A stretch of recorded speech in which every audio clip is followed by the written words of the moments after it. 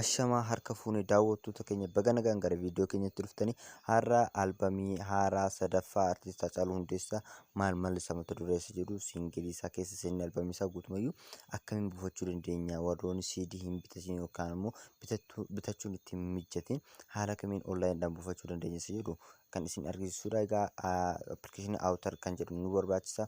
Appilikeeshinii Awutaarii kana immoo pileestoorii keessa seeniiti kan buufnu ta'a.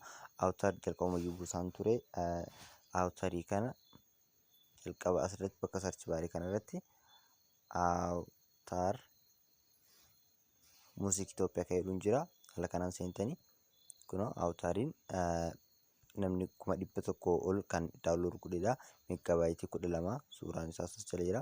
Amma inumayyuu bu'ee instaal ta'aa jira.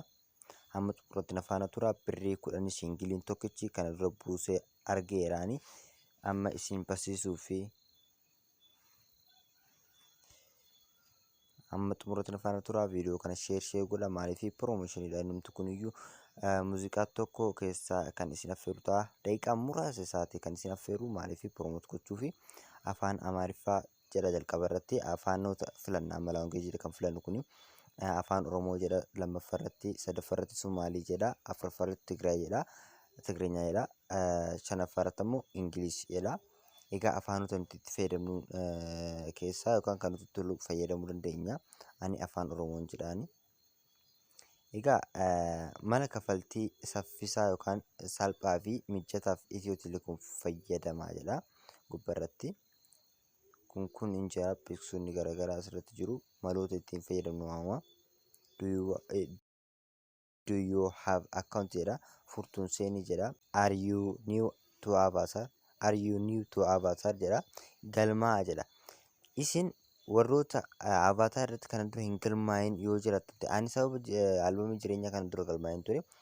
Paaswoordii kiyya si yaadadhaa hin beeku. Namoonni hin galmaa'in yoo jiraattan as seentaniiti maqaa abbaa iimeelii fi guyyaa dhalootaa lakkoofsa bilbilaa paaswoordii keessan jalqabaa lammataa irratti immoo deebitanii asitti maqaa hin galfachiistu. Fakkeenyaaf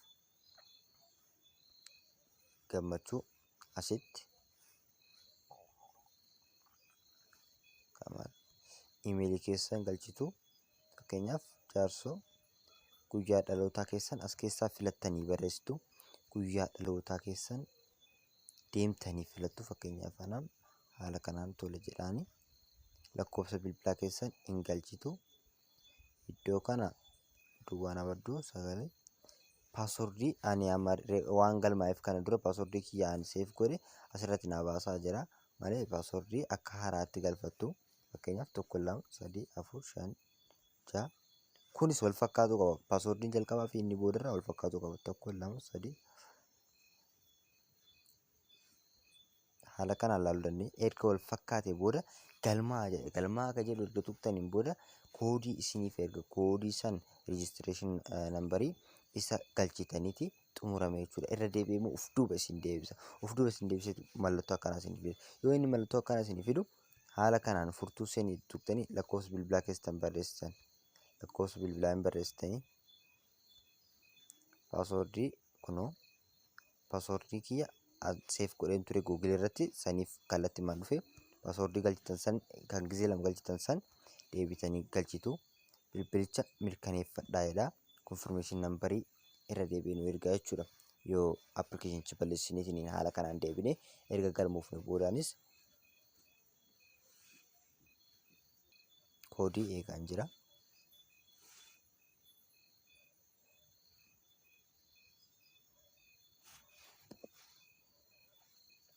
Egaa daqiiqaa muraasa isin affeereen jira jalqabaa fi xumura irrattis isin affeera. Muuziqaa kana ani eessa jirtaa kan jedhu daawunlood godheera. Viidiyoo isin argisiisu kana keessatti. Egaa muuziqaa kana albamicha piroomoot gochuufan qofa namoonni CD oriijinaal bitachuu hin dandeenye onlaayiniidhaan namoonni bitachuu barbaadan siingiliin takkittiin albamii keessaa isheen takkittiin birrii 10. Egaa seenaa bitadhaa. Viidiyoo kana sheer laayik sabskiraayib chaanaal keenya gochuun hin irraanfatina. Koodichi naaf hin ergamne. Egaa koodiin irra deebi'ee haa ergamu kan jedhu tuqa.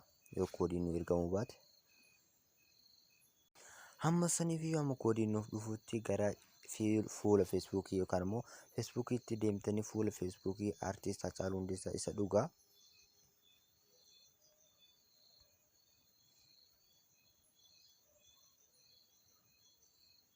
Haacaaluu Hundeessaa jedhu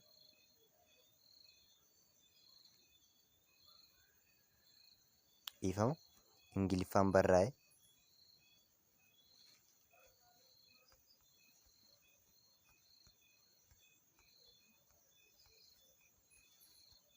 peejichi fuulli feesbuukii Ingiliffaan barraa'e hordoftoota 94,000 qaba. Peejichi hordoftoota 94,000 qaba. Egaa peejiin kun dhugaa ta'uu isaa kan hubattan namoota bebbeekamoo laayik godhanii jiru. As jalatti argachuu dandeessu karaa garaagaraatiin. An fakkeenyaaf Masarat Dhaabaa kennee laayik gooteerti hiriyaa kee waan taateef laayik gochuu ishee natti mul'isa. Kanaan itti amanuu danda'a guutumaan guutuutti. Kanaafiyyuu peejii kan jala seentaniitiin hordofuu dandeessu. Kana malees immoo gara yuutuubii yoo deemtan chaanaaliin inni sirrii kan sabskiraayib hin godhin yoo jiraattan seenaatii sabskiraayib godhaa. Artiist Haacaaluu Hundeessaaf kun yaadannoo guddaadha.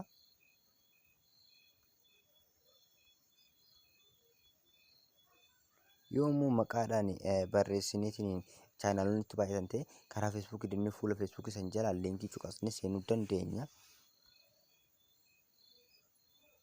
Fakkeenyaaf amma chaanaaliin isa sirrii hin baane garjalaa kanatti amma beera. Kanneen chaanaalota birootu viidiyoo galaksisee kun kan isa sirriiti.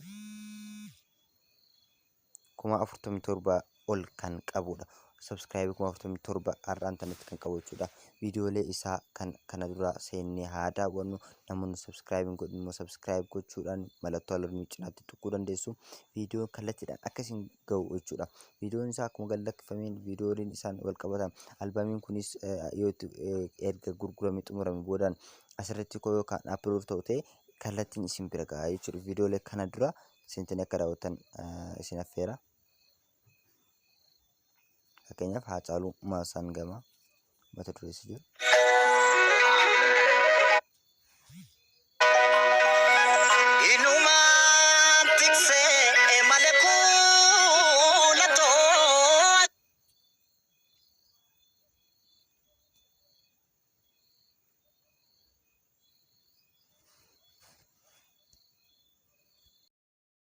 Xumura irratti koodiin argadheen seenera. Egaa ani eessa jirtaa kan jedhu tokko buuseera. Birrii 10 singiliin tokko akkuma isin jedhe as keessaa eessa jirtaa kan jedhu birrii 10 yookaan keessa qabaatan ta'e kan daataan fayyadamnu dhalatte jechuudha. Itiyoo Telekoomiin akkuma reefuu isinitti argisiisan seensa irratti Itiyoo Telekoomiidhaan appilikeeshinii saniin appilikeeshinii sun jiraatee jiraatu baate maallaqichi hin dabra. Itiyoo Telekoom kan jedhu filannaa nuti biyya keessatti fayyadamna waan ta'eef Itiyoo Telekoom kan jedhu erga filannee booda innumtiyyuu hayyama nu gaafata birrii 10 fudhachuu edaa siin jedha. Sababa kanaaf siin jedha ati okeettanii ergasii viidiyoocha akka daawulood godhuuf nuuf hayyama. Daawulood goonaa nutis amma dhibbantaa dhibba fixutti eegneeti ergasii buufannee kan dhageeffannu ta'a. Dhageeffachuun achuma irratti ta'a. Namoonni gariin iskiriin riikardariidhaanii riikardi godhaniitiin yuutuubii irratti galakkisaa jiru. Sun aada maleedha. Namoota akkasii argatan riippoortii gochuu dandeessu. Video kana hamma xumurratti waan waliin tartaniif guddaa galatooma. Video kana yoo jaallattan share like subscribe gochuun raawwatina waan waliin tartaniif guddaa galatooma. Ani gammachuudha chaanaal kan Dilshoo Tiዩብ akkuma baratame odeeffannoo bareedduu isin jaallattan kan isin biraan geessaa dhiyeenya kanas dhufaa jirra galatooma. Halkan guyyaa ijarraa nan baddu ciisee ka'u waan